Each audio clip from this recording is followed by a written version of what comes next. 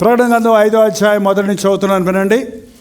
మరియు లోపటను వెలుపటను వ్రాత కలిగి 7 ముద్రలు గట్టిగా వేసి ఉన్న ఒక గ్రంథము సింహాసనమనందు ఆసీనుడై ఉండవాని చేతున చూచితిని.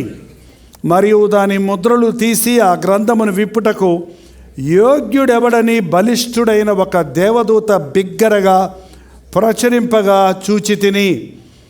అయితే పరలోకమందు కానీ, భూమి మీద కానీ, భూమి క్రిందనే కానీ ఆ గ్రంథమును విప్పుటకైనను చూచుటకైనను ఎవనికిని శక్తి లేకపోయెను.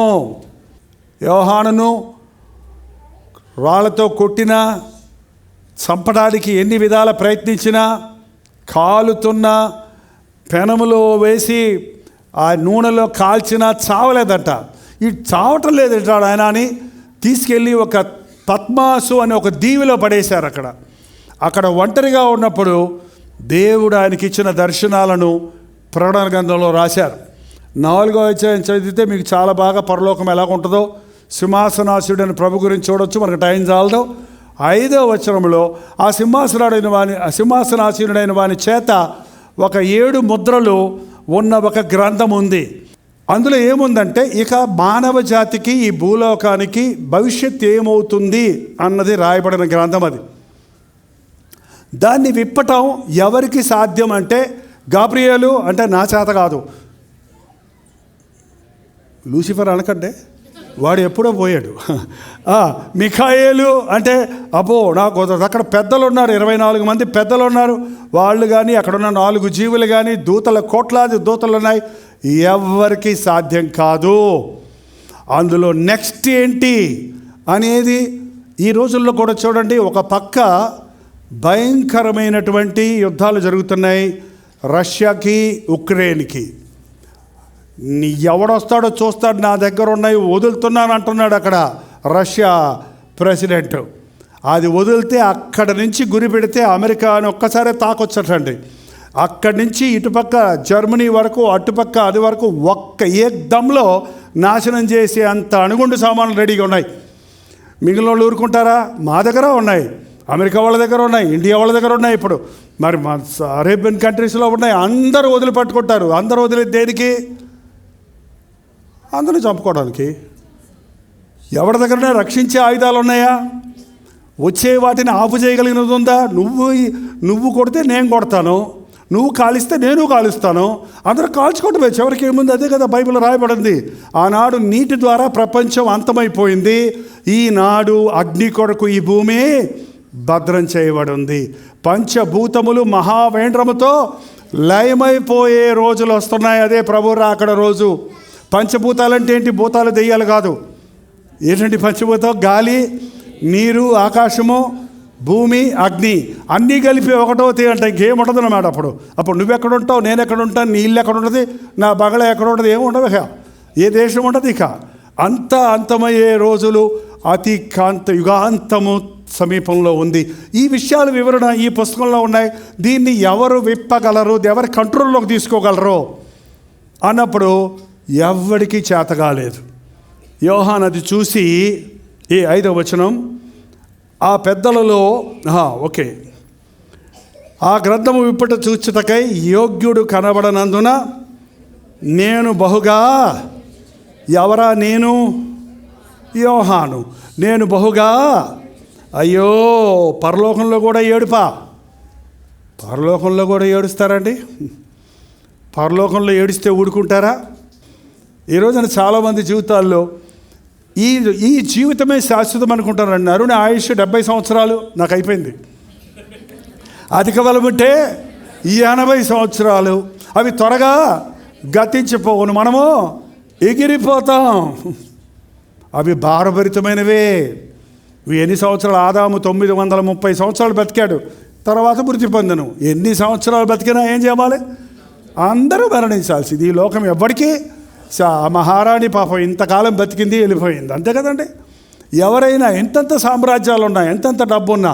అందుకే మరణించిన తరువాత ఉన్న జీవితాన్ని గురించి మనం ఆలోచించాలి. ఇవాళ చాలామంది పాస్టర్ గారులు చాలా సంఘాలలో ఈ లోక జీవితాన్ని గురించే వివరిస్తున్నారు, ఈ ఆశీర్వాదాల గురించే బోధిస్తున్నారు, కానీ మరణించిన తరువాత ఉన్న జీవితాన్ని గురించిన హెచ్చరిక చేయటం లేదు.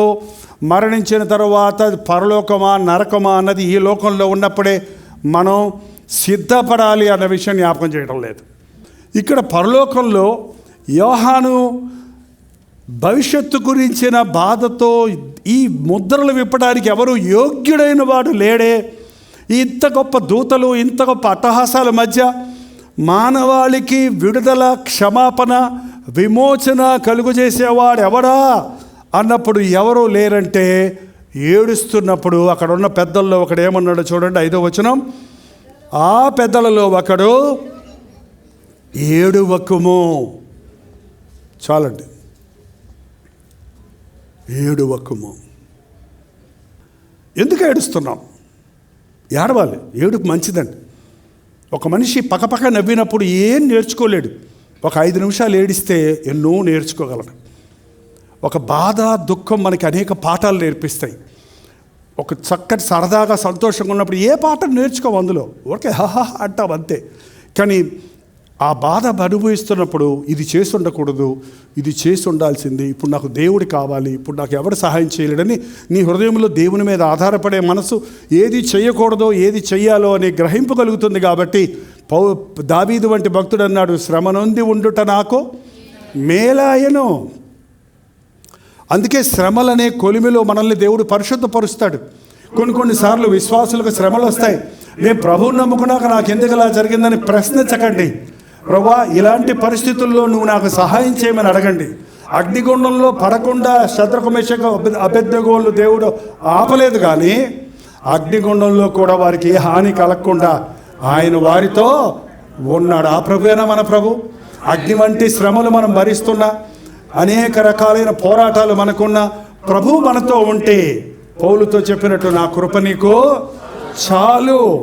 నా కష్టాలు తీసివేయమని అడగటం బదులు నా కష్టాల్లో నువ్వు నాకు తోడుని అడిగితే దేవుణ్ణి మహిమపరిచే జీవితాలను, సాక్ష్యాలను కలిగిన వారిగా మనం ఉంటాం. ఇక్కడ యోహానికి ఒకటే బాధ ఏంటంటే ఈ మానవ జాతికి భవిష్యత్తు ఏంటి, ఈ ప్రపంచ పరిస్థితి ఏంటి, ఇది విప్పగలిగిన వాడు ఎవరు లేరా అని ఏడుస్తున్నప్పుడు అక్కడ దూత చెప్పిన మాట, ఏడవద్దు, ఏడవద్దు. ఈరోజు కూడా ప్రభు చెప్తున్నాడు. కొంతమంది ఏడ్చి ఏడ్చి ఏడ్చి వాళ్ళ జీవితాన్ని ఇంతకుముందు బెంగపెట్టుకున్నారనేవారు. ఏడ్చి ఏడ్చి ఏడ్చి కళ్ళు గుంటలడిపోతాయండి కొంతమందికి. ఏడ్చి ఏడ్చి ఏడ్చి ఒక డిప్రెషన్లోకి వెళ్ళిపోయి వాళ్ళు ప్రతిదాన్ని వ్యతిరేకంగా తీసుకొని ప్రతి సమస్యకి దానికి నూరంతలు వాళ్లే చేసుకొని ఊహించుకొని ఏంటేంటేంటో అయిపోయినట్టుగా ఆ జీవితాలను వృధాపరుచుకునే వారిని ఎంతోమందిని చూస్తున్నాం. నెగటివ్ థాట్స్ అనేవి సాతాను సంబంధమైన వ్యతిరేకమైన తలంపులు, కృంగే తలంపులు, ఏడ్పడానికి కారణమైన తలంపులన్నీ కూడా ఎక్కడి నుంచి వచ్చినాయండి? బైబిల్ ఏడవమని చెప్పటం లేదు. నేను బెంగళూరు ఒకసారి మీటింగ్కి వెళ్తున్నప్పుడు నా పక్కన సీట్లో ఒక ఆయన కూర్చున్నాడు ట్రైన్లో. మీరేం చేస్తారో అంటే పాస్టర్ అన్నాను. ఫారెస్టరా అన్నాడు. ఫారెస్టర్ కాదండి, పాస్టరు అన్నాడు. అయితే అంటే ఓ క్రిస్టియనా? అదేనండి, టీవీలో అప్పుడప్పుడు చూస్తుంటాను. మీ వాళ్ళందరూ ఎందుకంటే అలా ఏడుస్తూ ఉంటారు ఎప్పుడు. అరే నాయన, క్రైస్తవులు అంటే ఏడ్చేవాళ్ళు అనే ఇంప్రెషన్ పడింది ఆయనకి ఎవరికో. అప్పుడు నేను చెప్పాను, మేము పాపముల నిమిత్తం ఏడుస్తామండి, కానీ మేము సంతోషం లేక ఏడుస్తాం కాదు. మనం దేవుని సన్నిధిలో ఏడవచ్చండి, కానీ మనుషుల ముందు ఏడవలసిన అవసరం లేదు. దేవుని సన్నిధిలో మన హృదయాలను కొమ్మరించుకుంటే, రహస్యంగా నువ్వు ప్రార్థనలు గడిపితే మనుషుల ముందు నువ్వు సంతోషంగా ఉండగలుగుతావు. రహస్యంగా ఒంటరిగా ఉన్నప్పుడు మనం టీవీలోనో మత్తు పదార్థాల్లోనో మరొక దాంట్లోనో సంతోషించాలని ప్రయత్నించేవాడు బహిరంగంగా వారి జీవితంలో దుఃఖమే మిగులుతుంది, అవమానమే మిగులుతుంది. ఏడవద్దండి. బైబిల్ మళ్ళీ చెప్పింది. పరిశుద్ధుడైన పౌలు చెరసాలలో ఉండి ఫిలిప్పీలకు రాసిన లెటర్లో ఏమని చెప్పాడండి? ఉత్తరంలో ఫిలిప్పీలకు రాసిన పత్రికలో, ప్రభు ఆనందించుడి, మరల చెప్పుదును ఆనందించండి ప్రభువునందు. నీ ఆనందం ఎందులో ఉండాలి? ప్రభువునందు ఆనందించండి. నా యందు విశ్వాసం ఉంచిన వారి కడుపులో నుండి జీవజల ఊటలు ప్రవహించును, నిన్ను ఎప్పుడు సమృద్ధిగా చేస్తానని ప్రభు ఉన్నాడు. కాబట్టి మీకు ఏడుపు వచ్చినప్పుడు, ఏడవలసిన విషయాలు వచ్చినప్పుడు మోకాళ్ళ మీద పడండి. మోకాళ్ళ మీద పడి పశ్చాత్తాపడడం నేర్చుకోండి. సింపతికి ఏడుస్తారు కొంతమంది. అంటే ఎవరో ఒక విధమైన స్వీయ పరితాపంతో ఏడ్చే ఏడుపు వేరు, పశ్చాత్తాపంతో ఏడ్చే ఏడుపు వేరు. దాన్నే పౌలు అన్నాడు, దైవ చిత్తానుసారమైన దుఃఖము రక్షణార్థమైన మారు మనసు కలుగు చేస్తుంది, లోక సంబంధమైన దుఃఖము మరణాన్ని కలుగు చేస్తుంది. మనకి జబ్బులు, రోగాలు, వేదన కలుగటానికి కారణమవుతుంది. కాబట్టి క్రీస్తు సన్నిధిలో మనం పశ్చాత్తాపంతో దుఃఖపడవచ్చు, కానీ లోక సంబంధమైన వాటి కోసం ఏడవద్దు. ఒకవేళ నీకు ఏడుపు వస్తే ఏడు అంటం లేదండి, ఏడవకు. ఎందుకంటే ఇదిగో దావీదు కుమారుడును యూదా సింహము 7 ముద్రలు ధరించిన, ఓకే నేను మధ్య మధ్యలో ఆపేస్తున్నా, ఆ గ్రంథం విప్పుటకు జయమునందునని చెప్పాను. ఎవరండి ఆయన? ఇదిగో దావీదుకు చిగురైన యూదా గోత్రపు సింహము 7 ముద్రలు తీసి ఆ గ్రంథమును విప్పుటకు జయముందని నాతో చెప్పాను. ఎవరండి ఆయన? ఎవరండి ఆయన? ఆ విప్పిను విప్పగలిగిన వాడు ఎవరండి? నా యేసయ్యా. 5గురికేనా యేసయ్యా? ఎవరండి ఆయన? నా యేసయ్యా. నా యేసయ్య అంటుంటే చిన్న దానికోసం నాది నాది అని పోట్లాడుకుంటారు. మన యేసయ్య అంటారేంటి? ఈ ₹1 మనవి అనుకోవచ్చుగా. ఇది నాది, నాకు కావాలి అంటారు. చూడండి, యేసయ్య దగ్గరికి వచ్చేటప్పటికి ఆ సెల్ఫిష్నెస్ ఉండొచ్చు అండి. యేసయ్య నాకే, నన్ను ఎక్కువ ప్రేమిస్తున్నాడు. లోకంలో అందరికంటే ఎవరు ప్రేమిస్తాడు తెలుసా? నేను నిజంగా చెప్తానండి, ఈ లోకంలో ఎవ్వడు పుట్టకపోయినా సరే నా ఒక్కడి కోసమే నా యేసయ్య వచ్చి నా పాపాల కోసం సిలువలో మరణించి ఉంటాడని నా 18వ సంవత్సరం నేను సిలువ దర్శనాన్ని పొందిన రోజు నుండి ఈ రోజు వరకు నమ్ముతున్నానండి. అంతగా నీకు ఏది కావాలని ఆయన ఇస్తాడండి. నీ సంకటాలన్నీ కుదిర్చేవాడు ఆయన, నీ వ్యాధులన్నీ భరించిన వాడు ఆయన, నీ అతిక్రమాలని క్షమించిన వాడు ఆయన, నీ భవిష్యత్ అంతా బాగా ఎరిగినవాడు ఆయన, నీకు మేలు చేయవాడే కానీ కీడు చేయవాడు కాడు యేసు ప్రభు అన్నది నువ్వు నిజంగా నమ్మితే తత్సమయంలో మనం ఎదుర్కొనే సమస్యలకు భయపడిపోవాల్సిన, దిగులు పడవలసిన అవసరం లేదు. ఏడవద్దు. ప్రభు దిగొచ్చాడు, ఆమెను అడిగాడు, అమ్మా ఏమన్నాడండి? అమ్మా ఎందుకు ఏడుస్తున్నావు? మన హృదయంలో కొన్ని విషయాలు అటండి దేవునికి కూడా మనం చెప్తే కానీ తెలియదంట. తెలుసా మీకు ఈ సంగతి? జనరల్గా తెలుసు, కానీ నువ్వు ఏ రియాక్షన్ ఎట్ట అవుతావు అనేది, ఏ మూడ్లో ఎలా ప్రవర్తిస్తావు అనేది నీకే తెలియదు, ఆయన కూడా తెలుస్తుంది.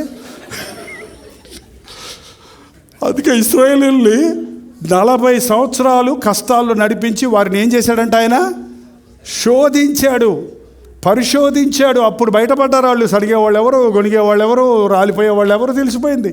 ఫిల్టర్ అయిపోయి ఇద్దరే వెళ్ళారు పరమకానానికి, వాళ్ళ సంతానం వెళ్ళారు అనుకోండి మిగిలిన వాళ్ళు. కొన్నిసార్లు మన హృదయాన్ని తెరవకపోతే దేవుడు చాలా న్యాయవంతుడండి. ఆయన తన ఆకారంలో తన రూపంలో మనం సృష్టించాడు. అంటే మనల్ని దేవుళ్ళలా చేసుకున్నాడు ఆయన. మన స్వేచ్ఛను గుంజేస్తే మనం బొమ్మలం అవుతాం, తోలు బొమ్మలం అవుతాం, కానీ మనుషులం కాదు. కాబట్టి ప్రభు నీ హృదయంలోనికి నీవు ప్రభువుని ఆహ్వానిస్తే తప్ప రాడు. ఇదిగో నేను తలుపు యొద్ద నిలబడి తట్టుచున్నాను, ఎవడైనా తలుపు తీసినడలు లోపలికి వస్తానో, తీయకపోతే బద్దలు కొట్టుకొని వస్తానన్నాడా?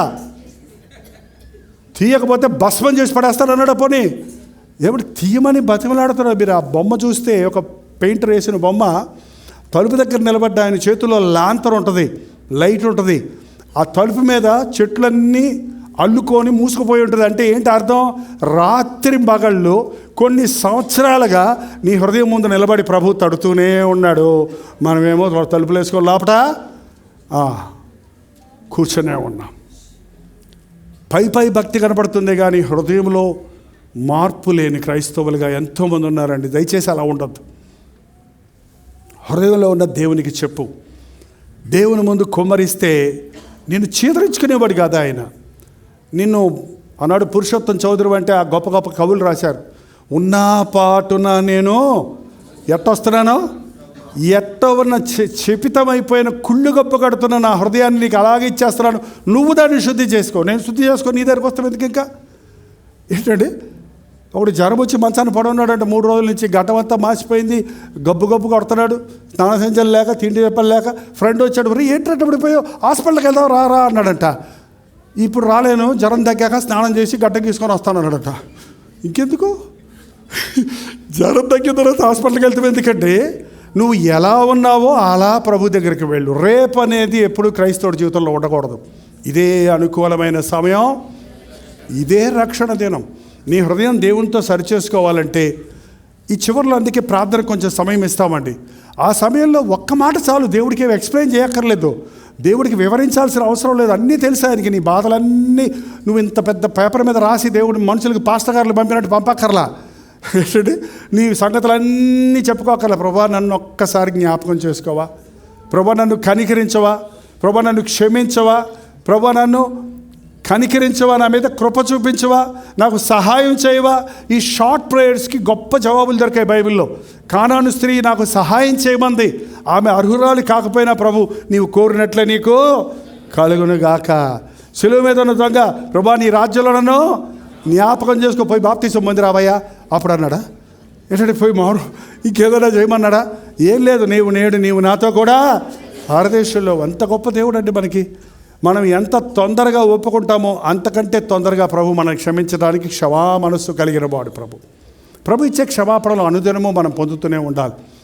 ఎప్పుడు సూర్యుడు అస్తమించే వరకు మీ హృదయంలో కోపమును దాచి ఉంచనివ్వకండి, బాధను దాచి ఉంచుకోకండి, ఏడవద్దు. అమ్మా ఎందుకు ఏడుస్తున్నావు, ఎవరిని వెతుకుచున్నావు? ఆ ఏడుపు మత్తులో ఆమె ఏమందో తెలుసా? ఏమనుకుంది యేసు ప్రభువుని? తోటమాలనుకొని నా ప్రభువుని ఎవరో ఎత్తుకుపోయారు, ఎక్కడున్నాడు చెప్తే నేను ఎత్తుకుపోతాను అంటుంది.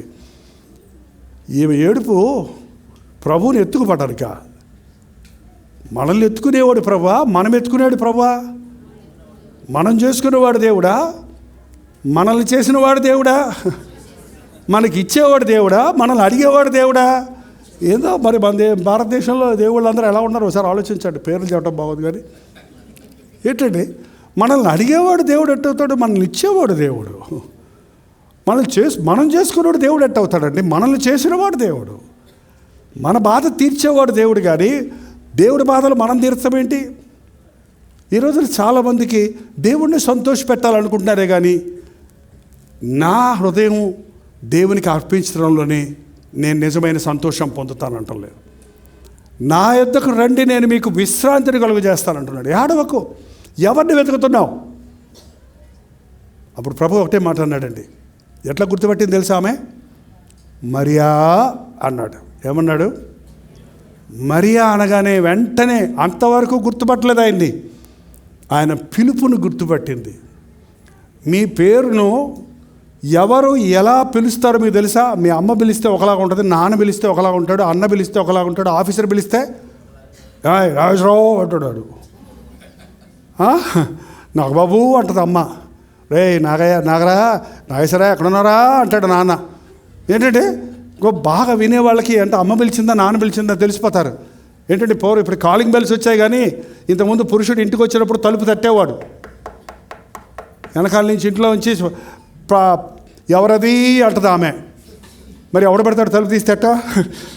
అందులో రాత్రులు ఆయన ఏమంటాడు తెలుసా? నీ భర్తనే పలానా పేరు అంటాడా? నేనే అంటాడు ఆయన. నేనుంటే ఎవరు అంటదేటి అంటే దెబ్బలు పడతాయి. రోజు ఏమో ఇన్ని సంవత్సరాలు కాపురం చేస్తావు, నేను ఎవడో తెలీదా? ఏంటండి బైబిల్లో యేసు ప్రభువు నేను దేవుడిని ఎక్కడ చెప్పుకున్నాడు చెప్పండి అని కొంతమంది నాస్తికవాదులు, కొంత మత వైరాగ్యం కలిగిన వాళ్ళు అడుగుతుంటారు. యేసు ప్రభువు నేను దేవుణ్ణి అని చెప్పుకోవాల్సిన అవసరం లేదు. ఆయన ఏం చెప్పాడు తెలుసా? నేనే ద్రాక్షవల్లిని, నేనే మార్గము జీవము సత్యము, నేనే పునరుద్ధానము, నేను జీవము, ఒకట అన్ని నేను, అంతే. ఉన్నవాడ నన్ను వాడైన మన ప్రభు ఎప్పుడైతే మరియా అని పిలిచాడో తన ప్రభువుని గుర్తుపట్టింది. చివరిగా వాక్యం చదువుకొని ప్రార్థన చేసుకుందాం. చూడండి 9వ వచనం అండి, ప్రకటన గ్రంథమే 5:9. ఆ పెద్దలు నీవు ఆ గ్రంథమును తీసుకొని గ్రంథ ముద్రలను విప్పుటకు యోగ్యుడవు, నీవు వధించబడిన వారివై నీ రక్తమిచ్చి ప్రతి వంశములోను ఆయా భాషలు మాట్లాడు వారిలోను ప్రతి ప్రజలోను ప్రతి జనములోను దేవుని కొరకు మనుష్యులను కొని మా దేవునికి వారిని ఒక రాజ్యముగాను యాజకులుగా నువ్వు చేసితివి కనుక వారు భూలోకముందు ఏలుదురు అని కొత్త పాట పాడుదరు. ఎవరండి? యేసయ్య వధించబడిన గొర్రెపిల్ల. మన పాపముల కొరకు ప్రాయశ్చిత్తం, మన దుఃఖాలు, మన వ్యసనాలన్నీ ఆయన శిలువలో భరించాడు. నువ్వు ఏ ఏ విషయాల్లో ఇవాళ ఏడుస్తున్నావో ఆ ఏడుపు, ఆ బాధ, ఆ ప్రయాస, ఆ కన్నీరు, ఆ దెబ్బలు, ఆ నిందలు, ఆ అవమానాలు, ఆ శ్రమంతా శిలువలో ప్రభు నీ కొరకు నా కొరకే భరించాడని. ఆయన పొందిన దెబ్బల ద్వారా మనకు స్వస్థత ఉంది. ఆయన చిందించిన రక్తము ద్వారా ఇవాళ మనకు పాప. ఎవరికి? తెలుగు వాళ్ళకి మాత్రమేనా? ఆయా జాతుల వారికి, ఆయా వంశముల వారికి, ఆయా భాషలు మాట్లాడు వారిని ఇవాళ అన్ని దేశాల్లో, క్రీస్తు సువార్త నిరోధించబడిన దేశాల్లో కూడా నిజమైన విశ్వాసులు ఉన్నారండి. ప్రాణాలకు తెగించి ప్రభువుని నమ్ముకొని ప్రభు కొరకు ప్రాణాలు ఇవ్వడమే గొప్ప భాగ్యం అని ఎంచుకున్న వారు ఉన్నారు. ఎందుకంటే ఆయన యేసుక్రీస్తు అందరికీ ప్రభు. మీరున్న ఈ దేశం కొరకు మీరు ప్రార్థిస్తారా? ప్రార్థించరా? ఈ దేశంలో ఉన్న అరబ్బులు ప్రభు వైపు తిరగాలని ప్రార్థిస్తున్నారా? యూదులు ప్రభు వైపు, ప్రభుని ఎరగాలని ప్రార్థిస్తున్నారా? అన్ని దేశాలలో ఉన్న వారిని, అన్ని జనాలను, అందరినీ యేసుక్రీస్తు ప్రేమించాడు. ఆయన ఒకేసారి వర్తమాన భూత భవిష్యత్ కాలంలో ఉన్న వారి అందరి వ్యసనాలను భరించాడు. కాబట్టి ఈరోజు నా బాధ ఏదైనా, నీ బాధ ఏదైనా, నీ దుఃఖం ఏదైనా, నీ వ్యాధి ఏదైనా, నీ అవసరత ఏదైనా తీర్చగలిగిన, నీ సమస్యలు చిక్కుముడులు విప్పగలిగిన, నీ సమస్యలకు పరిష్కారాలు ఇవ్వగలిగిన, నీ కన్నీటిని తుడవగలిగిన వాడిగా ఉన్నాడు మన ప్రభు అయిన యేసుక్రీస్తు. హల్లెలూయా. లేచి నిలబడండి, ప్రార్థన చేద్దాం. ఒక్క నిమిషం నోరు తెరిచి, అయ్యా నువ్వు ఇంత గొప్ప దేవుడు, నా దేవుడు అయ్యావే, నీకు వందనాలని మనస్ఫూర్తిగా చెప్పండి. నేను చిన్న చిన్న విషయాల్లో దుఃఖపడుతున్నానయ్యా, చిన్న చిన్న విషయాలకు బాధపడుతున్నానయ్యా, చిన్న చిన్న విషయాలకు కృంగిపోతున్నానయ్యా. నా కన్నీటిని తుడిచే దేవుడు నీవు ఉన్నావని, నా బాధలు తీర్చే నీవు దేవుడు నీవు ఉన్నావని, నా నా నా జీవితాన్ని మార్చే ప్రభువు నీవు ఉన్నావని, నా భవిష్యత్తును మార్చగలిగిన దేవుడిగా నీవు ఉన్నావని నమ్ముతున్నానయ్యా, నాకు సహాయం చేయి. నోరు తెరిచి చెప్పండి. పిల్లలు లేరనే దుఃఖమా? కుటుంబంలో సమాధానం లేదనే బాధ? ఉద్యోగం దొరకలేదనే వ్యధ? కుటుంబ సభ్యులతో సమస్య? ఆర్థికమైన ఇబ్బందుల? అనవసరమైన నిందలు, అవమానాలు పడుతూ దుఃఖిస్తున్నావా? ఇదిగో యేసయ్య ఈ రోజున నీ మధ్యనే నీతోటే ఉన్నాడు. నీ పేరు పెట్టి పిలుస్తున్నాడు. అమ్మా నేనున్నానమ్మా, అయ్యా నేనున్నానయ్యా, నిన్ను రక్తం ఇచ్చినంతగా ప్రేమించిన నేనున్నానయ్యా, నీ కన్నీటిని తుడవడానికి నేనున్నానయ్యా, నీ శ్రమ నేను భరించాను, నువ్వు శ్రమ పడక్కర్లేదు, నీ వ్యాధులు నేను భరించాను, నీ వ్యాధిలో నువ్వు నిలిచి ఉండక్కర్లేదని ప్రభు చెప్తూ ఉన్నాడు. నోరు తెరిచి ఒక్క మాట చెప్పండి.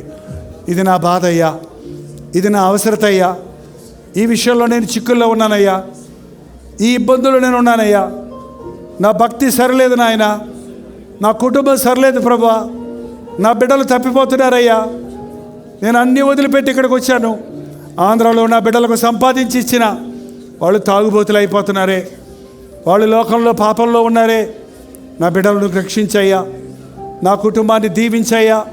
ప్రతి ఒక్కరు చేయండి. కొద్ది నిమిషాలు వెళ్ళిపోతున్నాం. చాలా ప్రాముఖ్యమైన సమయం ఇది. నోరు తెరిచి నీవు అడిగితే మరుక్షణంలో గాయపడిన హస్తముతో నిన్ను ముట్టడానికి నీ పక్కనే ఉన్నాడు ప్రభు. మరియ వెనకనే ఉన్నాడు ప్రభు. ఆమె ఇంకా ఏడుస్తూనే ఉంది. నువ్వు ఇంకా ఏడవలసిన అవసరం లేదు. నీ బాధ తీర్చేవాడు, నీ కన్నీరు తుడిచేవాడు.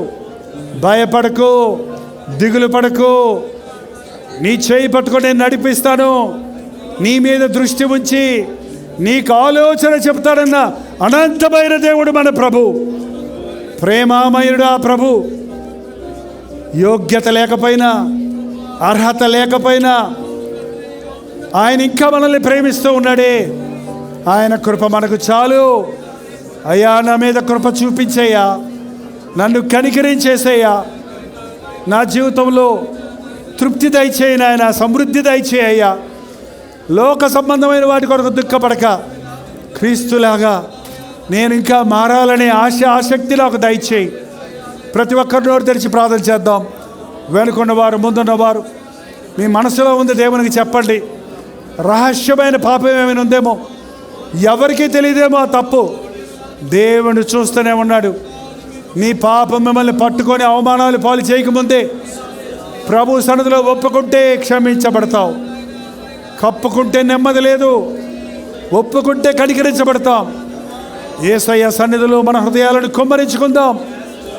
అయ్యా, నాకు గర్భఫలం లేరని హన్నా మందిరంలోనికి వెళ్ళి నీళ్లు కుమ్మరించినట్టు హృదయాన్ని కుమ్మరించగానే దేవుడు ఆమెను దీవించాడు. చక్కటి కుమారుడు అనుగ్రహించి ఉన్నాడు. నా కుమారుడు నీ హృదయం నాకు ఇవ్వా, నా కుమార్తె నీ హృదయం నాకు ఇవ్వా, నీ జీవితంలో నన్ను అనుమతించు అని లోబడలోని వారి వైపు దినమంతా చేతులు చాచి బ్రతిమలాడుతూ ఉన్నాడు. సంవత్సరాల తరబడి యేసయ్య మాటలు వింటూనే ఉన్నావు. క్రైస్తవ కుటుంబంలో పుట్టాను అంటూనే ఉన్నావు. ఇంకా నీ భక్తి స్థిరమైనదిగా లేదు. లోతైన మారు మనసు అనుభవం నీవు పొందలేదు. లోకస్తుల వలె ప్రతిదానికి దుఃఖపడుతున్నావు, ప్రతిదానికి ఏడుస్తున్నావే కానీ నా కన్నీటిని తుడిచే ప్రభువు ఉన్నాడని ఆయన పాదాలను తడపడానికి ప్రయత్నిస్తాం లేదు. యేసయ్యా, నాకు సహాయం చేయ్యా, నా జీవితంలో తృప్తి దయచేయ్యా, నాకు నిజమైన సంతోషం దయచేయ్యా, నాకు నిజమైన సమాధానం దయచేయ్యా, నేను ఇతరులకు ఆశీర్వాదకరంగా ఉండడానికి సహాయం చేయి. నా కుటుంబంలో నాయన రక్షణ దయచేయి నాయన, నా కుటుంబంలో సమాధానం దయచేయ్యా. ప్రతి ఒక్కరు నోరు తెరిచి ప్రార్థించండి. ఏం ప్రార్థన చేయాలో చేయకపోతే తెలియకపోతే యేసయ్యా నన్ను కనికరించండి గట్టిగా నోరు తెరిచి ప్రభుతో చెప్పండి. పరలోకం తగ్గు చూస్తుంది. నీ హృదయాన్ని ఎరిగిన దేవుడు. నువ్వు చెప్పాలనుకున్నది కూడా మాట నీ నోటికి రాకమునిపే ఎరుగుడు గనుక నువ్వు చెప్పాలనుకున్న నీ మూలుగులు వినే దేవుడు ఆయన. నీ నిట్టూర్పులు చూసే దేవుడు ఆయన. ఇక్కడ నిన్ను విడిపించడానికి తీసుకొచ్చాడు. విడిపించబడి వెళదాం, దీవించబడి వెళదాం. వచ్చిన వాళ్ళు వచ్చినట్టుగా వెళ్ళొద్దు. ప్రభు నిన్ను దర్శిస్తున్నాడు. ఈ సమయంలో నడినెత్తి నుండి అరికాలు వరకు ఉన్న ప్రతి బలహీనత నుండి నిన్ను విడిపించడానికి ప్రభు సిద్ధంగా ఉన్నాడు. యేసయ్యా, నాకు సహాయం చేయ్యా. దావీదు కుమారుడా, నన్ను కరుణించు అని ఆ పుట్టుకుంటూ వాడు కేకలేసినప్పుడు ప్రభు అతని మొర విన్నాడు. అతనికి దృష్టినిచ్చిన దేవుడు ఈ రోజున నీకు స్వస్థతనివ్వడానికి, నీ కొరతలు తీర్చడానికి మన మధ్యలో దాటిపోతూ ఉన్నాడు ఆయన. యేసయ్యా, యేసయ్యా, నన్ను నన్ను నన్ను కూడా దీవించయ్యా. ప్రతి ఒక్కరు నోరు తెరిచి ప్రార్థన చేద్దాం. ఈ చివరి ప్రార్థనలు అందరూ ఏకీపించండి. ఎవరు అటు ఇటు తిరగొద్దు. పరిశుద్ధాత్ముడు మన మధ్య సంచరిస్తూ ఉండగా దేవుని ఆత్మకార్యాలకు ఆటకం లేకుండా ప్రతి ఒక్కరూ మీ మనసును లగ్నం చేయండి. కొన్ని క్షణాల్లో ఈ సెషన్ ముగించేస్తున్నాం. పరిశుద్ధుడా, ప్రేమగల తండ్రి, ఈ ఆవరణలో కూడి వచ్చిన నీ బిడ్డలను చూడయ్యా. ఇక్కడున్న ఒక్కొక్కరిని దర్శించిన ఆయన. చెప్పలేకనే వారు చెబుతూనే ఉన్నారు వారి బాధలు నీకు. వారి మనసులో ఉన్న వేదనని వెరుగుదువయ్యా. ఇక్కడున్న శరీర బలహీనతలతో ఉన్న వారిని ఈ సమయంలో నీ నామములో స్వస్థపరుచున్నాము నాయన. బీపీలు, షుగర్లు, థైరాయిడ్, ఇటువంటి కామన్ డిసీజెస్ ద్వారా ఎంతోమంది బాధించబడుతుండగా నిన్ను స్వస్థపరచు యెహోవాను నేనే అన్న దేవా. నీ ఎముకలకు సొత్తు కలుగు చేస్తారన్న ప్రభువా. ఆనాడు నీవు నీ శిష్యులను పిలిచి నానా విధములైన రోగములను స్వస్థపరచుటకు, దయ్యములను వెళ్ళగొట్టుటకు అధికారం ఇచ్చినావు. నీవిచ్చిన అధికారాన్ని బట్టి, నీ నామములో ఉన్న శక్తిని బట్టి నాజరేయుడైన యేసుక్రీస్తు నామములో ప్రతి రోగమును స్వస్థపరుచున్నాము నాయన. ప్రతి బలహీనత నుండి నీ బిడ్డలను విడిపిస్తున్నాము తండ్రి. నీ నామములో ఉన్న సకల ఆశీర్వాదాలు ఈ రోజున మా మీద కుమ్మరిస్తున్నాము తండ్రి. ఒక్కొక్కరిని మమ్మల్ని దర్శించయ్యా.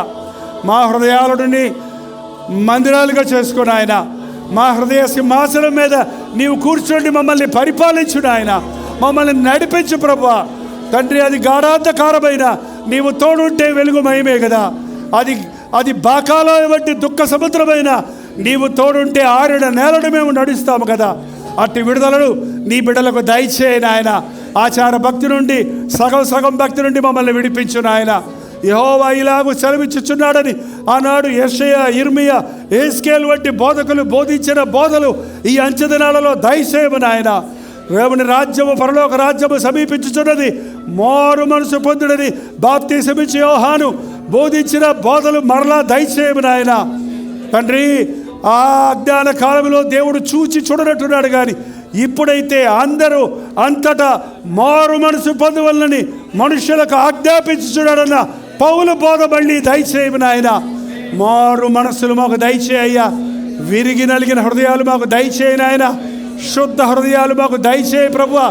పునరుద్ధారుడైన క్రీస్తుని ఆరాధించే మేము మృతుల లెక్కల్లో కాక సజీవులమై సాక్షులుగా ప్రజలించుటకు సహాయం చేయము తండ్రి. మా చుట్టూన్న చీకటి జనుల మధ్య, వక్ర జనము మధ్య జ్యోతుల వలె మేము ప్రకాశించాలని కోరుకున్నావు కదా. ప్రతి క్రైస్తవుని వారి ఉద్యోగ స్థలాలలో, వారు పనిచేస్తున్న స్థలాలలో నీ దేవుడు గొప్పవాడు, నీ దేవుడు నాకు కావాలని అడుగునట్లుగా మా ప్రవర్తనలో క్రీస్తును ప్రతిబింబింపజేయడానికి సహాయము దయచేయము. నీ జీవ గ్రంథములో మా పేర్లు లిఖితమవుటకు సహాయం చేయము. ఈ ఆవరణలో ఈ రాత్రి కూడి వచ్చిన వారెవ్వరూ ఆ నరకంలోనికి వెళ్లకుండా ప్రతి ఒక్కరుని రాజ్యంలో ఉన్నట్లుగా నీ పరిశుద్ధాత్మను మా మీద కుమ్మరించి పరిశుద్ధపరిచి నీ జీవ గ్రంథములో మా పేర్లు రాయబడినట్లుగా నీ రాజ్య వారసులుగా మేము తీర్చిదిద్దబడుటకు సహాయం చేయము. నా మట్టుకైతే బ్రతుకట క్రీస్తే, చావైతే లాభమన్న పౌలు వలె జీవించినంత కాలం నిజ క్రైస్తవులుగా జీవించటకు, మరణిస్తే పరలోక రాజ్యంలో ప్రభుతో కూడా ఆనందించే భాగ్యం పొందుటకు మా ఒక్కొక్కరికి సహాయం చేయము. పరిశుద్ధుల సమూహములో పరలోక రాజ్యములో వధువు సంఘముగా సిద్ధపడే సారత్విక సంఘముగా ప్రతి సంఘములో ఉన్న ప్రతి విశ్వాసిని పరిశుద్ధపరచునట్లుగా నీ కార్యాలు జరిగించుము తండ్రి. మేమందరము నీ ఆత్మతో అభిషేకించబడి మా పేర్లు నీ జీవగ్రంథంలో ఉన్నవని తృప్తి పొంది, మా పేర్లు ఎరిగి మమ్మల్ని పేరు పెట్టి పిలిచే దేవుడిగా ఉన్నావని, అంత సన్నిహితుడుగా అంత ప్రేమమయుడిగా నీవు ఉన్నావనే తృప్తితో నీ స్వరమును వినుటకు, నీ యొక్క విడుదలను పొందుటకు సహాయం చేయము. రేపు తిరిగి డ్యూటీలకు వెళ్ళవలసిన వారికి నీ సహాయం దయచేయము. ఈ రాత్రి మా తిరుగు ప్రయాణాల్లో తోడుండము. ఇంతవరకు తోడున్న దేవా, నీ కృపనిచ్చి నడిపించమని, నీ చిత్తమైతే మరల మేము కలవడానికి అవకాశాలు కూడా కలుగు చేయమని యేసు క్రీస్తు నామములో అడుగుచున్నాము తండ్రి. మన తండ్రి అయిన దేవుని యొక్క ప్రేమయు, కుమారుడైన క్రీస్తు యొక్క కృపయు, ఆదరణకర్త అయిన పరిశుద్ధాత్మ యొక్క సహవాసమును కూడి వచ్చిన మనందరికీ ఇప్పుడును సదాకాలము తోడై ఉండను గాక. ఆమేన్, ఆమేన్, ఆమేన్.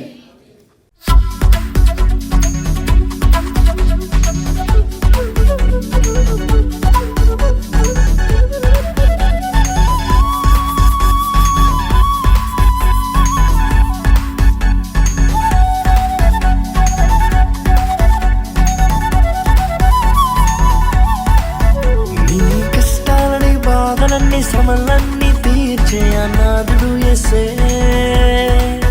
నీ కష్టాలని బాధలన్నీ శ్రమలన్నీ తీర్చే అనాథుడు యేసే.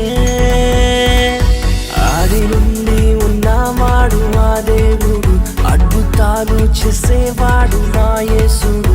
ఆది నుండి ఉన్నవాడు ఆ దేవుడు, అద్భుతాలు చేసే